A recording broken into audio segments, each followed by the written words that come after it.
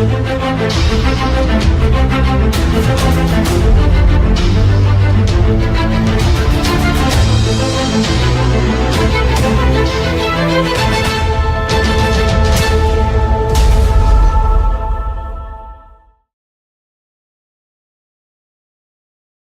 vous dire, pour vous qui vous sentez à la maison, qui dites, hey, l'église ici c'est ma maison, c'est mon église. Ce que j'aimerais vous encourager, c'est que quand vous voyez des gens que vous n'avez pas vus depuis un petit moment, ou quand vous voyez des gens qui vous semblent nouveaux, occupez l'espace. Ne restez pas entre vous, d'accord? Allez voir ces gens-là. Allez leur dire, hey, tu sais quoi, on a des super cappuccinos. Est-ce que je peux t'en offrir un? On a des excellents thés. Est-ce que je peux t'offrir quelque chose, d'accord? Mais n'attendez pas que l'équipe d'accueil fasse tout le travail. D'accord? Vous êtes l'église. Donc faites le travail. Allez accueillir, allez voir ces gens nouveaux qui sont là. Et dites, hey, ça fait plaisir de te voir. Comment tu t'appelles? Vous savez, les gens ne viennent pas à l'église parce que le message est bon ou parce que la louange est bonne. Ils viennent à l'église parce que quelqu'un les aime. Parce que quelqu'un s'intéresse à eux. Parce que quelqu'un prend soin d'eux. Amen. Gloire à Dieu. Dieu est bon. Il est extraordinaire. Est-ce qu'on peut remettre mon slide, s'il vous plaît? Je vais vous lire tout le message, si vous me l'enlevez. Le thème qu'on a pour ce mois, est-ce que tu arrives à mettre là-bas la vidéo et là-bas le truc? Ah non, ça c'est pas fun, ça. Ah, moi je pensais qu'avec le nouveau système, on pouvait faire ça. Alors on va faire un PC en plus, il faut faire quelque chose. L'objectif, c'est d'avoir là le slide, et puis là, la vidéo. Comme ça, tout le monde peut regarder, et puis tout le monde peut suivre. On va trouver un moyen. On a un technicien tellement extraordinaire que tout est possible, hein, à celui qui croit. Et je crois.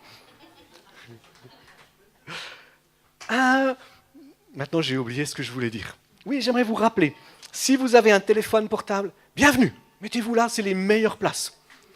Devant, c'est là qu'on est le mieux, il n'y a personne qui nous trouble en faisant des grimaces ou en bougeant, etc. Si vous avez un téléphone portable, je vous rappelle, si vous avez une tablette, vous pouvez installer une application qui s'appelle YouVersion. Et si vous installez cette application qui s'appelle YouVersion, vous pouvez avoir, ça c'est génial d'aller se mettre avec, toutes les notes du message. Vous pouvez avoir les points principaux du message.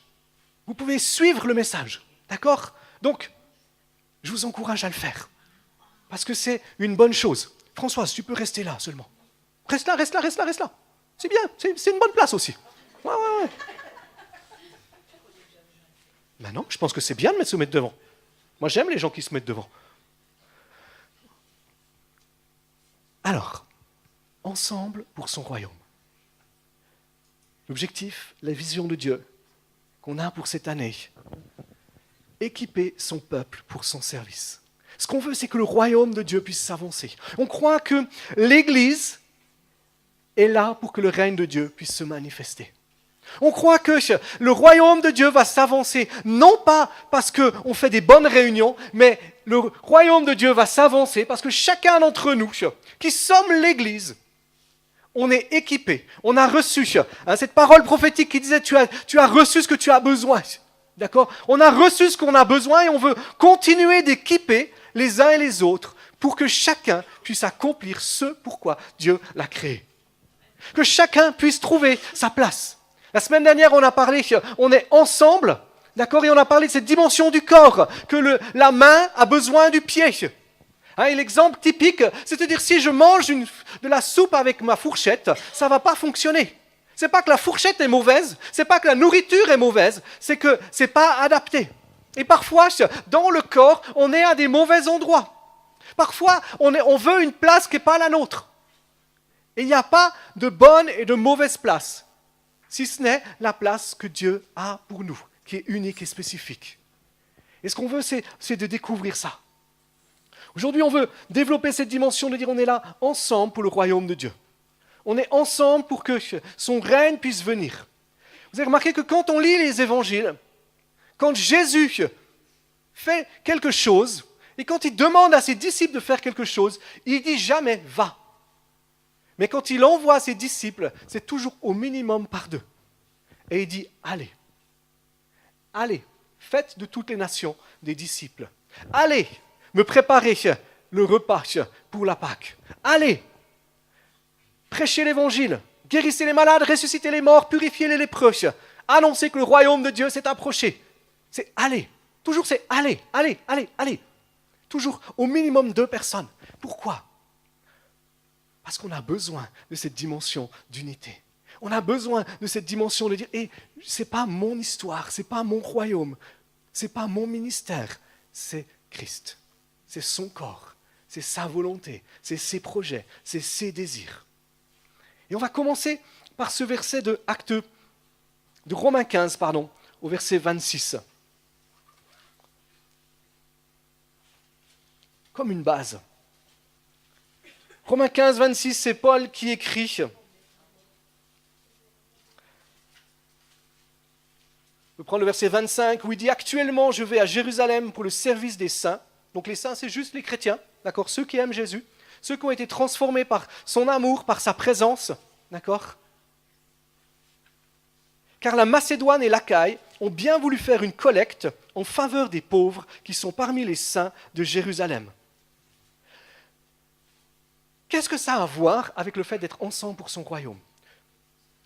Il est dit que les chrétiens de Macédoine et les chrétiens d'Achaïe ont voulu faire une collecte en faveur des pauvres, de ceux qui sont à Jérusalem. Et le mot qui est utilisé ici, et c'est le mot que j'aimerais qu'on puisse suivre dans cette dimension d'être ensemble, parce que le mot que le Nouveau Testament utilise pour être ensemble, c'est le mot koinonia. D'accord ? Et souvent, si vous êtes chrétien depuis quelques années, vous avez entendu ce mot koinonia et vous avez dit « Ah, c'est la communion fraternelle. C'est le fait de dire on est ensemble. On a créé notre petit club et on a de la joie à être ensemble. » Et souvent, les gens voient l'Église comme ça. C'est la koinonia de Dieu. C'est la communion fraternelle de Dieu. On est ensemble, on a de la joie à passer du temps ensemble. Et puis, au moins, on peut partager avec des gens qui nous comprennent, qui nous aiment, qui vont pouvoir nous soutenir contre, à l'extérieur, ce monde qui est des fois un petit peu difficile, qui nous rejette, qui parfois nous méprise, qui parfois nous comprend pas. Puis heureusement, on a cette koinonia, d'accord ? Et puis, on a ça. Et je veux dire, le mot koinonia, qui est utilisé dans le Nouveau Testament, c'est absolument pas ça. Le mot koinonia qui est utilisé dans le Nouveau Testament, c'est un mot partenariat. Pierre était en koinonia avec Jean et André. Ça veut dire quoi ? Il était en partenariat pour un business. Ils avaient ensemble un business de pêche. Ils avaient chacun des parts dans l'affaire. Si on regarde 1 Corinthiens 1,9, il y a aussi ce mot koinonia qui est là. Il dit Dieu est fidèle. Je vais faire un truc.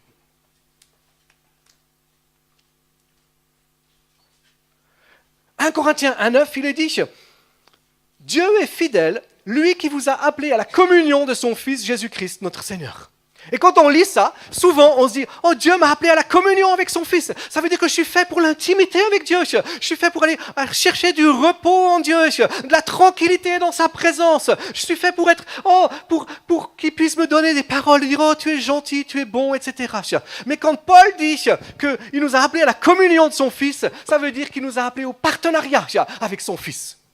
Christ t'a appelé à être partenaire avec lui. Partenaire pour que son royaume puisse s'avancer. Partenaire dans son business. Et le business de Dieu, c'est de changer les vies. Le business de Dieu, c'est de restaurer les cœurs brisés. Le business de Dieu, c'est de s'occuper des pauvres, des aveugles, de ceux qui sont miséreux, de ceux qui n'ont plus d'espérance. Le business de Dieu, c'est d'amener le pardon et la libération chez les captifs. Le business de Dieu, c'est de relever celui qui est abattu. Ça, c'est les affaires de Dieu. Que son règne vienne. Matthieu 6, 10. C'est la prière qu'on peut faire. Que ton règne vienne. Que ta volonté soit faite sur la terre comme au ciel. Et que le royaume de Dieu, c'est rien d'autre que la présence manifeste de Christ. Ça, c'est le royaume de Dieu. Le royaume de Dieu, c'est la présence manifeste de Christ qui est là. Le roi des rois. Le Seigneur des seigneurs. Celui qui est tout puissant. Celui qui vit en nous et au travers de nous. C'est ça le partenariat. Il vit au travers de nous pour que sa gloire soit manifestée. Mais le royaume de Dieu, ce n'est pas seulement la présence manifeste de Christ. Le royaume de Dieu, c'est aussi sa présence qui nous rend capables d'accomplir sa volonté. Dieu te rend capable d'accomplir sa volonté.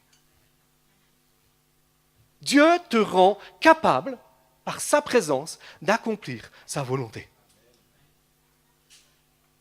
Dieu te rend capable, au travers de son esprit, qu'il a mis en toi, d'accomplir sa volonté et ses projets. C'est ce partenariat. C'est cette dimension où j'entre dans les projets de Dieu. Le premier point, c'est de dire, on est ensemble pour un but. On est ensemble parce qu'il y a un but commun. Christ nous a placés ensemble parce qu'il a un objectif. Il y a une vision. Comme l'eau des viands est une bénédiction pour les nations, Dieu nous a choisis ensemble pour être une bénédiction pour les nations. Vous avez déjà remarqué que quand vous êtes assoiffé et que vous prenez une bouteille d'Évian, que vous buvez, vous ne dites pas merci à la bouteille. Vous ne considérez pas la bouteille. Vous êtes reconnaissant pour l'eau. Quand on a une bénédiction pour les autres, les gens n'ont pas besoin de considérer la bouteille qui a apporté l'eau, mais ils vont considérer la présence de Dieu qui a été une bénédiction pour eux, qui les a transformés, qui les a bouleversés. C'est de pouvoir dire, on est ensemble parce qu'il y a un but. Dieu nous a réunis, Dieu nous a rassemblés. Ça veut dire quoi? Ça veut dire que chacun d'entre nous a une place et une fonction et quelque chose d'unique et de particulier pour cela. Il y a une grande image que Dieu a dessinée. Et chacun d'entre nous, on a ce rôle à jouer dans cette grande image. Chacun d'entre nous a cette place à prendre dans cette image pour que cette image devienne belle. C'est comme un puzzle. Dieu a fait l'image et chacun d'entre nous, on est un morceau de puzzle. Mais c'est ensemble qu'on pourra donner l'image. C'est ensemble, en prenant notre place, en entrant dans ce que Dieu désire, en faisant le choix de renoncer au moi, au profit du nous, que les choses vont changer. Quand on arrête de considérer la Trinité humaine, je, moi et moi-même, pour considérer le nous, on est ensemble pour servir Dieu. Je ne suis pas là pour ma propre vision. Tu n'es pas là pour ta propre vision. Mais tu es là pour la vision que Christ a. Que Dieu désire libérer, que Dieu désire communiquer. Et c'est un choix, c'est une décision. Regardez dans Néhémie. Si vous lisez Néhémie 3, qu'on ne va pas lire en entier parce que c'est long, d'accord? Mais vous allez découvrir quelque chose.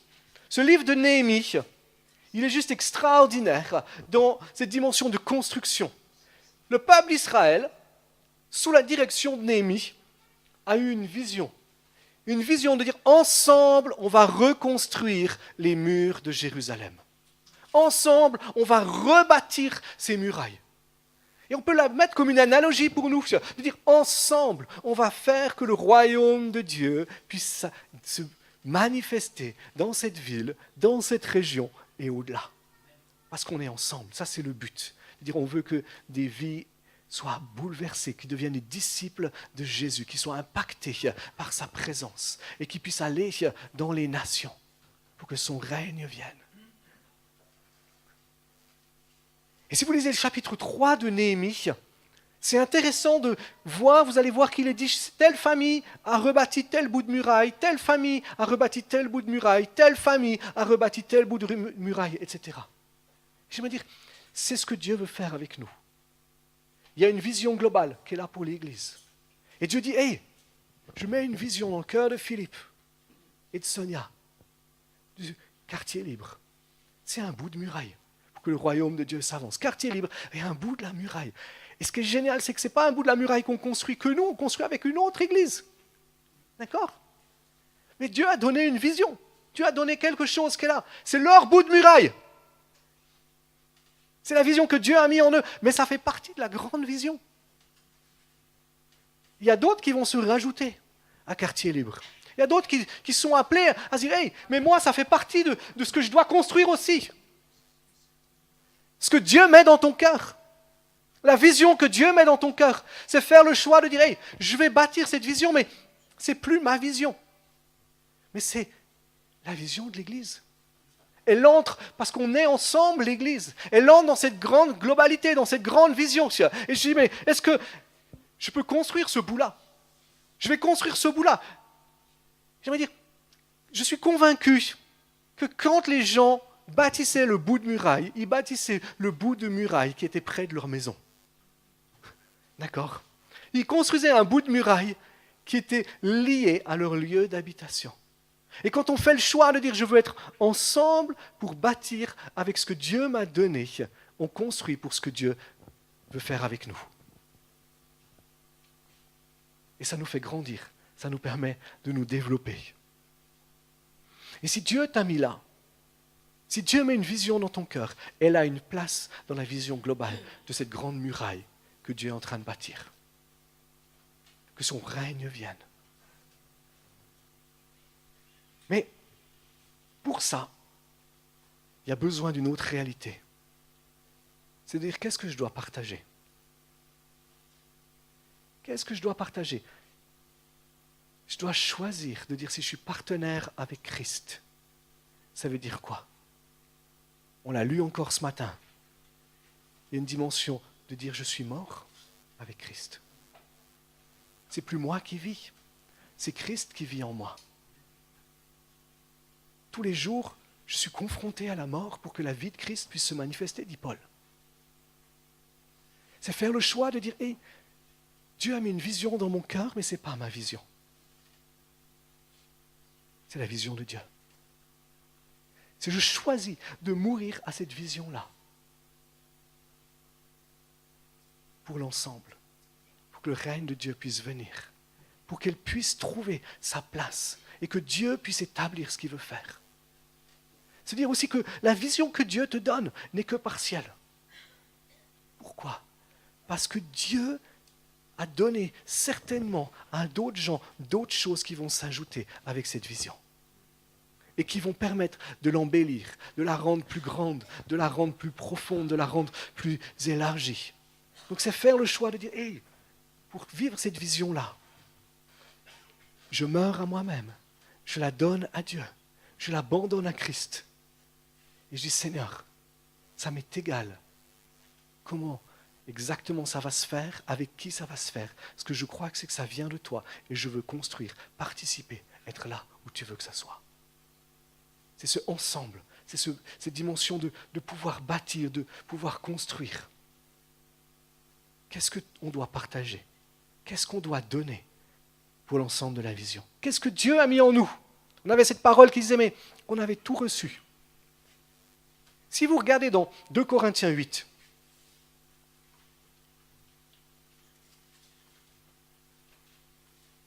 Paul parle dans ce passage de Corinthiens, justement de cette église de Macédoine et d'Achaïe dont on a parlé tout à l'heure, au tout début, qui entre dans la Koinonia. D'accord, qui font ce choix de dire ensemble on veut donner, ensemble on veut partager, ensemble on veut libérer. Merci.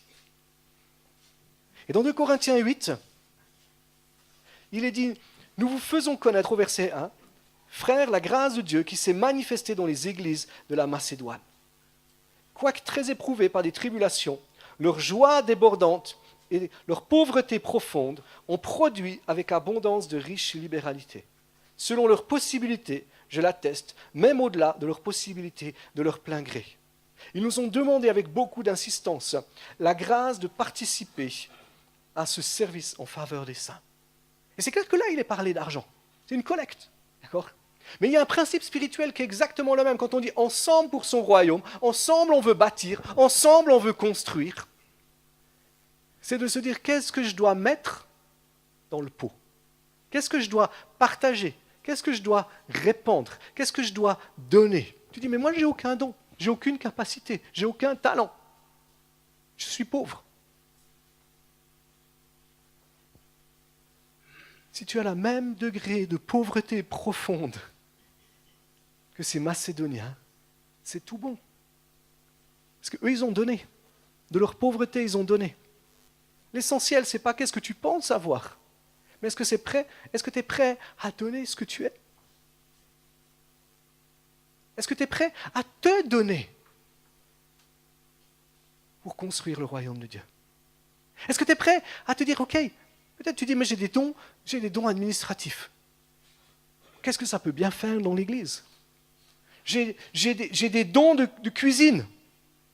Qu'est-ce que ça peut bien servir? Hey, moi je suis tellement fier de vous quand je vois ce que vous avez fait pour Francisco et Laetitia quand Laetitia elle était à l'hôpital. Tellement fier de voir ces dons de cuisine, ces dons d'hospitalité, que vous avez le temps et l'énergie que vous avez donné simplement pour cuisiner des repas, pour vous assurer que tout aille bien pour Francisco. De pouvoir peut-être prendre le téléphone et puis de dire, Laetitia, est-ce que ça va bien? Ça, c'est le fait de dire, c'est la koinonia. On est partenaire avec Christ, on a pris soin les uns et des autres. C'est la koinonia au milieu de nous. Mais cette koinonia, Dieu veut l'élargir. Pas seulement pour les chrétiens. Mais il veut que cette koinonia, on puisse l'élargir pour ceux qui ne connaissent pas encore Christ, pour que son royaume s'avance. Jésus n'est pas venu pour les bien portants. Ceux qui aiment Jésus, qui ont été guéris, et puis qui sont toujours en train de se plaindre, ça c'est pas chez nous, mais dans d'autres endroits, il y a des chrétiens, ils sont toujours en train de se plaindre que ça ne va pas. Pourtant, ils ont Jésus à l'intérieur d'eux, le Saint-Esprit vit en eux. Honnêtement, il n'y a aucune raison que ça aille pas. Aucune raison que ça aille pas si Jésus vit en toi. Tant qu'il est dans les cieux, qu'il est assis sur le trône, ça va. Quel que soit ce que tu penses, quel que soit ce que tu sens, quel que soit ce que tu as l'impression, quel que soit ce que les gens autour de toi peuvent dire, ton compte bancaire ou ton corps peuvent dire, ça va parce que Jésus est sur le trône. Ces Macédoniens, ils passent par la tribulation, ils passent par la persécution, ils sont dans une pauvreté profonde, mais ils font le choix de dire ça va bien. On considère notre situation, mais on considère la grâce de Dieu. Et c'est la grâce de Dieu qui nous remplit, c'est la grâce de Dieu qui nous inonde. Ensemble pour son royaume, c'est se décentrer de notre propre petit groupe qu'on est, pour commencer à se centrer vers ceux qui ne connaissent pas encore Jésus. Et commencer à dire, hey, est-ce que ce qui a été fait pour Francisco et pour Laetitia pourrait être fait pour quelqu'un d'autre qui ne connaît pas encore Jésus et qui est autour de toi et qui passe par des temps difficiles? Est-ce que la même énergie que tu as dépensée pour lever, je ne sais même pas qui était le moteur là derrière. J'ai un soupçon, mais je ne sais pas. Puis ça m'est complètement égal. D'accord? C'est clair que c'était le Saint-Esprit. Mais il y a quelqu'un qui a été l'agent pour lever les autres. D'accord? Mais ce qui a été fait, est-ce que ça pourrait être fait pour quelqu'un d'autre? Est-ce que ce que Dieu a mis dans ton cœur, pourquoi est-ce que tu voudrais attendre de dire j'attends d'avoir une conviction claire? Si Dieu a mis quelque chose dans ton cœur, fais-le. Commence à bénir, commence à faire du bien. Commence à te dire on veut que le règne de Dieu puisse s'avancer. Je veux que sa puissance puisse se manifester. Unis ensemble, c'est le signe du royaume. Jean 13, 36. À ceux-ci, tous connaîtront que vous êtes mes disciples, à l'amour que vous avez les uns pour les autres. Où on arrête de se centrer sur soi-même, mais on commence à se centrer sur l'autre. Faire le choix de dire dans Acte 4, il est dit que la multitude n'était qu'un seul cœur et une seule âme. Et ils mettaient tout en commun. D'accord? Le réveil du pays, des actes était lié à cette unité de la foi. Et quand il est dit ils mettaient tout en commun, ils entraient dans la koinonia. Ils n'étaient pas obligés de mettre tout en commun. Et c'est faux de dire on veut revenir dans cette dimension-là. Par contre, c'est faire le choix de dire mais qu'est-ce que je peux mettre en commun? Qu'est-ce que je peux donner? Est-ce que j'ai du temps que je pourrais donner pour quelque chose d'autre? Pour bénir? Si tu as des visions que Dieu a mis dans ton cœur, mais viens me voir. Qu'on en discute. Qu'on regarde qu'est-ce qui peut être fait. Comment est-ce que ça peut être promu? Comment ça peut être mis en place? Est-ce que ça trouve sa place dans la muraille qu'on est en train de construire, que le peuple d'Israël avait été en train de construire? Peut-être qu'on n'a pas encore vu qu'il y avait ce bout de muraille qui n'était pas fait, puis qu'il faut se dire, on va peut-être le faire. Mais on est ensemble, pour son royaume. Qu'est-ce que Dieu a mis dans ton cœur? Avec qui est-ce que tu peux t'associer? qu'est-ce que tu peux faire? On a des besoins dans tous les secteurs de l'Église. Secteur de l'enfance, mais hey, ils font un job extraordinaire. Je disais à Rachel cette semaine, je suis tellement fier. Ils viennent de prendre une décision juste géniale. Ils vont enseigner aux enfants le même thème qu'on a le dimanche au culte. Vous ne pouvez pas imaginer le travail que ça va leur demander. Moi, je sais ce travail que ça va leur demander. Parce qu'on va juste leur donner le thème, les 3 points clés, le verset, et puis ils vont faire le reste. Ça veut dire qu'ils vont devoir inventer les activités pour les enfants.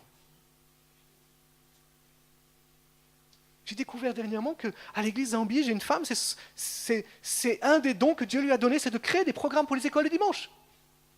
Donc je lui ai demandé, mais je lui ai dit, si je te donne à l'avance, est-ce que tu peux faire? Mais je suis sûr qu'il y en a aussi des gens ici dans l'église qui ont ces dons, qui ont ces talents. Peut-être tu dis, mais moi j'aime aller visiter les gens. J'aime m'asseoir avec les gens. Si vous me connaissez assez, vous savez qu'à partir du moment où vous venez discuter avec moi, je ne suis pas la personne qu'il faut venir discuter pour me raconter tous vos malheurs. Pendant 2 heures, en vous attendant que pendant 2 heures, je vais vous écouter. Je vous aime. Mais ce n'est pas mon don. Mais il y a sûrement des gens dans l'église qui ont ce don. Merci Seigneur. Pasteur John, il l'a un petit peu plus que moi. Il est allé voir Ginette la semaine dernière. Il m'a bluffé. Il est allé voir Ginette, il a amené des jeux pour jouer avec elle. Moi, je me dis, je vais voir Ginette, je m'asseye avec elle, je discute un moment avec elle, je prie avec elle, je suis content d'être là. Puis après, je lui dis, au revoir Ginette. John, il était prêt à passer l'après-midi à jouer avec elle. Bon, il a juste manqué de discernement, Ginette n'aime pas jouer. Mais c'était une super idée. D'accord? Peut-être tu dis, mais moi, j'aime jouer. On pourrait faire quelque chose, on pourrait utiliser le café, et puis une fois par semaine, on fait, pour les gens qui sont seuls, les personnes un peu plus âgées, on fait un club de jeu. Hey, ça peut être une idée, mais qu'est-ce que Dieu met dans ton cœur? Comment est-ce que tu peux investir du temps? Comment est-ce que tu peux investir de l'énergie? Comment est-ce que tu peux investir ce que tu es pour que son royaume puisse s'avancer? Là, tu dis, mais moi, quartier libre, ils ont des besoins. Vous ne pouvez pas imaginer. Là, tu dis, mais moi je ne sais pas faire les trucs avec les enfants.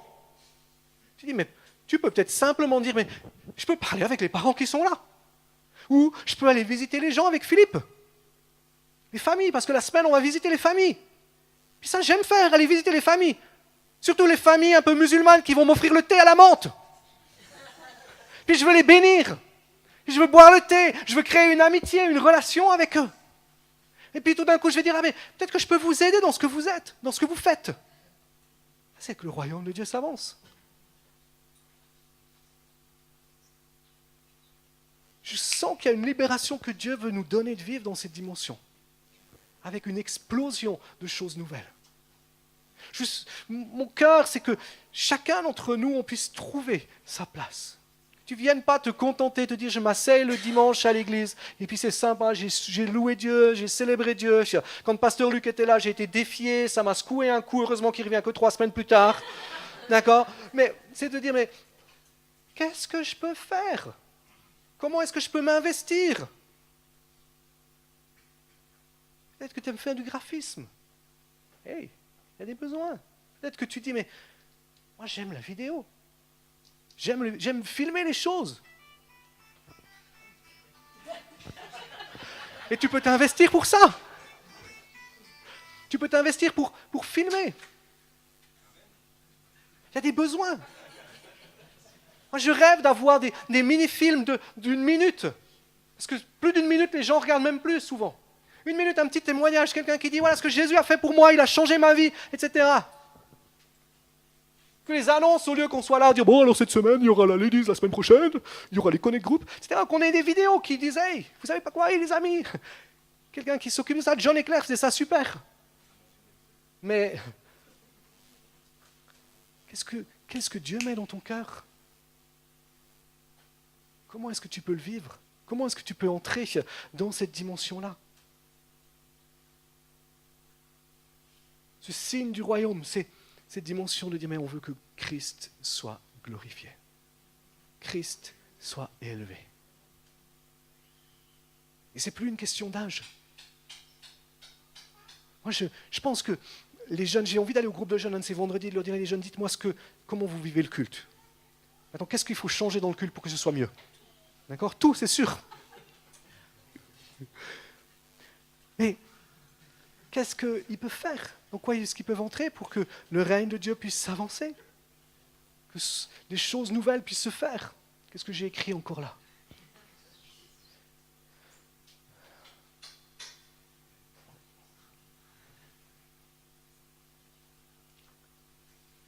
Néhémie 4.1.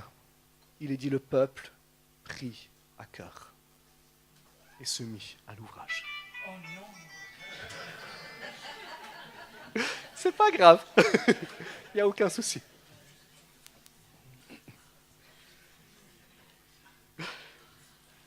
Mais ça passe par une chose. Cette koinonia, et je reviens à ça, et je vais finir avec ça, c'est Philippiens 3. Où Paul dit, dans Philippiens 3, je considère tout comme une perte.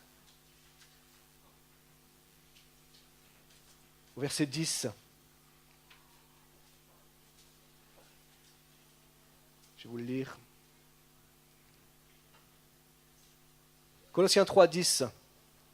Il est dit, mon but est de le connaître, lui ainsi que la puissance de sa résurrection, la communion de ses souffrances en devenant conforme à lui par sa mort afin d'y parvenir. Et c'est cette koinonia. Si je veux entrer dans le partenariat de Dieu, je veux entrer dans la koinonia avec Christ pour faire ses œuvres, pour accomplir ses œuvres, j'ai besoin aussi de passer par ce koinonia, de dire je suis mort avec Christ. Je veux être partenaire à ses souffrances. Philippiens 3, pardon. Ouais, 3.10. J'ai dit Colossiens, je m'excuse, ouais. Philippiens 3.10. Je veux être partenaire, c'est Philippiens 3.10. Je veux être partenaire avec lui. Je veux entrer dans ses projets. Et on est partenaires ensemble pour que son royaume vienne. Pour que sa gloire soit manifestée. Donc la question c'est, pour quel but est-ce qu'on est ensemble? Comment est-ce que tu peux prendre ta part dans ce but-là? Qu'est-ce que tu as besoin de mettre en partenariat? Comment est-ce que tu peux t'engager? Engager. Ce n'est pas un gros mot. C'est la réalité. C'est qu'on est ensemble pour s'engager dans ce que Dieu désire. À quoi est-ce que tu as besoin de renoncer? Simplement, on va prier. Saint-Esprit, merci. Merci pour la diversité de ce que nous sommes en tant qu'Église. La diversité non seulement de nationalité, de langue, de couleur, de caractère, de personnalité. C'est cette diversité de dons, de talents, de capacités.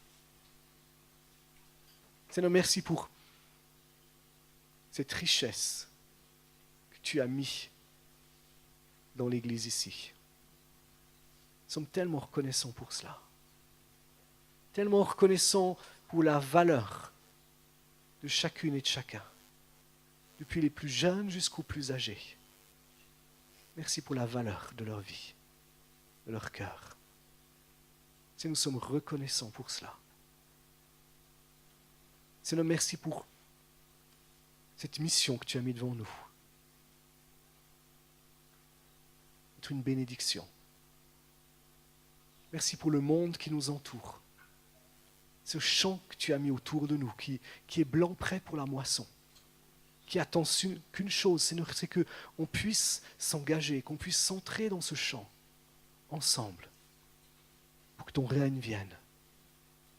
Tu as des projets tellement extraordinaires pour les gens qui nous entourent. Des projets tellement extraordinaires pour cette ville, pour cette région. Seigneur, on est reconnaissant pour cela et on veut te louer, t'adorer. Je te prie, Saint-Esprit, que les visions que tu as mis dans les cœurs, les appels que tu as mis dans les vies, Seigneur, deviennent pressants. Paul dit, l'amour de Christ me presse. Et que nous puissions être pressés intérieurement par ton amour, par ta présence, par ton appel, pour pour accomplir ce pourquoi tu nous as créés. Jésus, merci. Je prie, Saint-Esprit, que tu révèles maintenant ici. Si tu dis, moi je suis d'accord de m'engager, je suis d'accord de se ensemble pour son royaume, mais j'ai de la peine à comprendre ça. J'ai de la peine à voir où est ma place, ce que je peux faire. Là où tu es, simplement parle à Dieu. Dis-lui, Seigneur, montre-moi. Je suis d'accord, je signe cette feuille en blanc pour ton royaume, Seigneur, mais maintenant j'ai besoin que tu m'aides, que tu me montres, que tu me conduises. Tu peux venir voir les membres de l'équipe pastorale à la fin et lui dire, voilà, je suis d'accord, mais qu'est-ce que je peux faire? On va vous aider, on a plein d'idées. Peut-être que tu as des choses que tu as ta vision. Et je ne dis pas que cette vision, elle ne vient pas de Dieu, mais tu en es le propriétaire ou la propriétaire. Tu as besoin de reconnaître, de dire, Seigneur, cette vision, elle vient de toi. Et elle pourra s'accomplir que par toi et ensemble avec ceux que tu vas mettre autour de moi. Et je te donne cette vision, je te la redonne. Je te prie que tu mettes autour de moi les personnes qui seront nécessaires pour cela. Et je reconnais que ce que je vois n'est que partiel. Et que ce que tu veux faire est beaucoup plus grand, beaucoup plus large, beaucoup plus important que cela. Je te bénis pour cela. Je suis d'accord. Que tu mettes tes rajouts, tes corrections là où tu veux les mettre.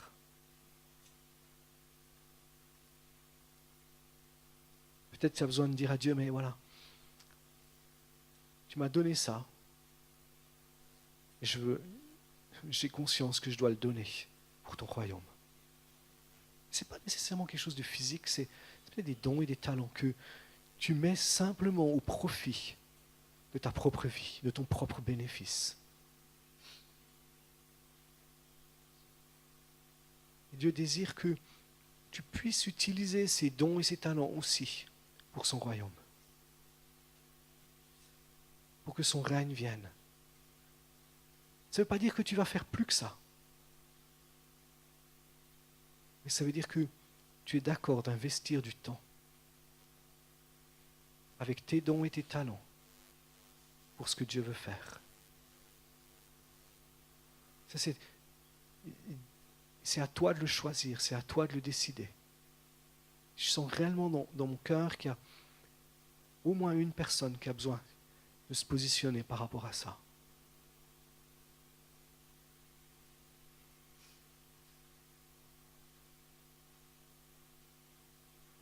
Il y en a une autre qui, quand on parle d'ensemble, tu as fixé la... Tu dis, je veux travailler, mais tu as fixé les caractéristiques exactes des gens avec qui tu dois travailler.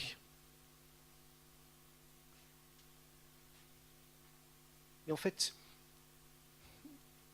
Dieu te dit qu'il a déjà placé, il a déjà prévu les gens pour être avec toi, avec qui tu vas être dans ce partenariat pour que son royaume s'avance.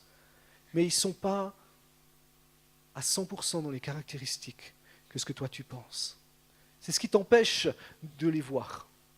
C'est ce qui t'empêche même de les considérer.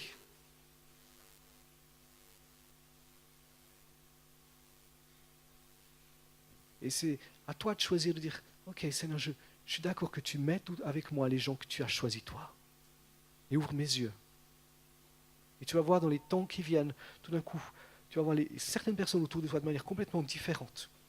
Et tu vas reconnaître qu'il y a à l'intérieur de ce qui est nécessaire pour collaborer, travailler avec toi dans ce qu'il a mis sur ton cœur.